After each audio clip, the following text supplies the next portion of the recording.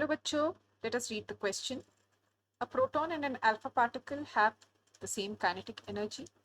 The ratio of de Broglie wavelengths associated with the proton to that with the alpha particle is option A 1, option B 2, option C 2 root 2, option D 1 by 2. तो इस question का की concept है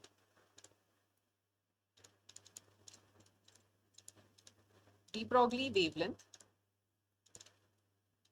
What is de Broglie wavelength? जो particle के साथ wavelength associated होता है, that is called as the de Broglie wavelength. Wavelength associated with a particle. तो de Broglie wavelength का फॉर्मूला है h by p, जहाँ h है Planck's constant, p is momentum of the particle, and lambda is the de Broglie wavelength.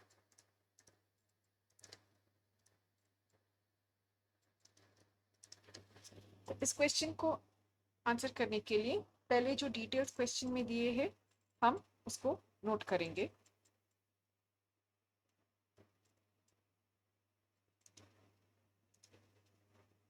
Given तो ये दिए कि kinetic energy of alpha particle is equal to kinetic energy of proton. So हम ये कह सकते हैं कि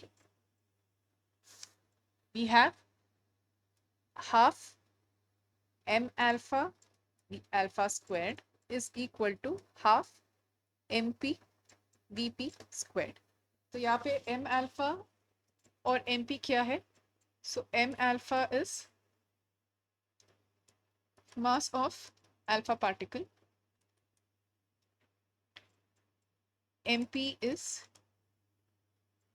mass of the proton, v alpha is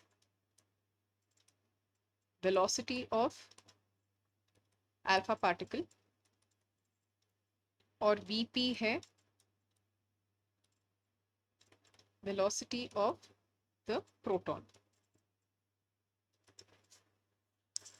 तो हम ये जानते हैं कि alpha particle is essentially made of 2 protons and 2 neutrons.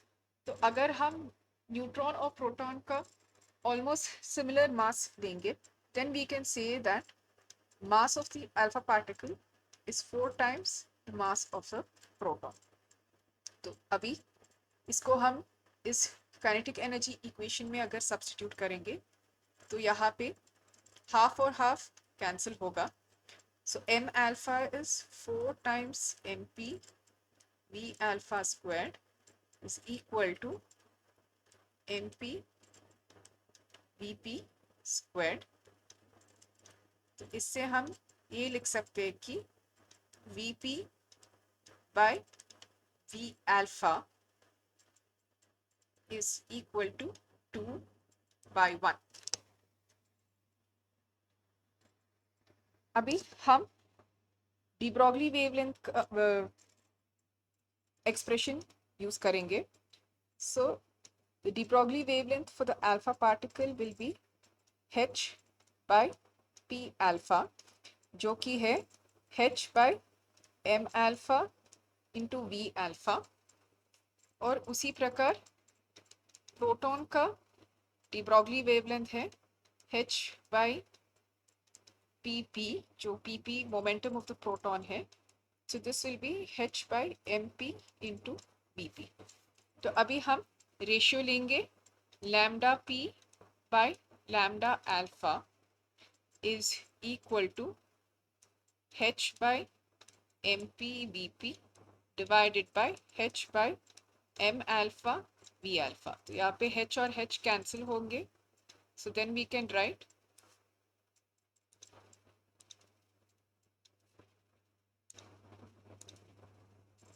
lambda p by lambda alpha is equal to m alpha v alpha divided by mp vp. तो फिर से हम m alpha का सब्स्टिट्यूशन करेंगे as 4 times mp v alpha divided by mp vp. तो यहाँ पे ये कैंसिल होगा and we know that v alpha by vp is equal to 1/2 क्योंकि हमें vp by v alpha का वैल्यू आया 2/1. so this is the reciprocal. तो ये होगा into 1/2. so ये कैंसिल होगा 2 times. तो इससे हम ये लिख सकते हैं कि lambda p is to lambda alpha is equal to 2:1. अभी हम क्वेश्चन पे जाके करेक्ट ऑप्शन मार्क करेंगे. So the ratio of de Broglie wavelengths associated with the proton to that of the alpha particle is, हम देखें कि it is equal to 2. So the correct option is option B, which is 2. Hope you have understood it well. Best of luck.